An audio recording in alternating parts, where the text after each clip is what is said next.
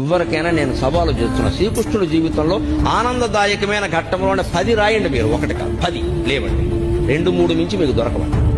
విషాద ఘట్టాలు రాయండి అమ్మా, నేను చెబుతున్నా ఓ 25 దొరుకుతాయి. ఓ 25. అది శ్రీకృష్ణుడి జీవితం. పుట్టింది జలసాల్లో, పుట్టిందో తల్లిక, పెంచిందో తల్లె, పుట్టిందో తండ్రిక, పెంచింది ఇంకో తండ్రే.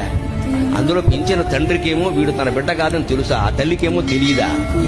ఏమి జీవితాన్ని అవునడానికి లేదు, కాదనడానికి లేదు. నిజం ఒకటికి తెలుసు, నిజం ఇంకోళ్ళకి తెలియదు. కానీ పెరిగాడు మహానుభావుడు. పుట్టగానే చంపేస్తాననే మేనమామ. మనం ఎంత అదృష్టవంతులు ఉండే అటువంటి మేనమామలు మనకు లేదు.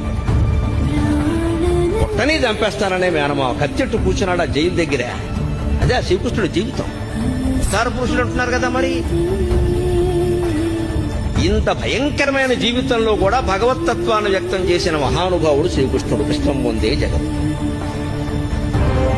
పరిత్రాణాయ సాధూనాం వినాశాయ చ దుష్కృతాం ధర్మ సంస్థాపనార్థాయ సంభవామి యుగే యుగే.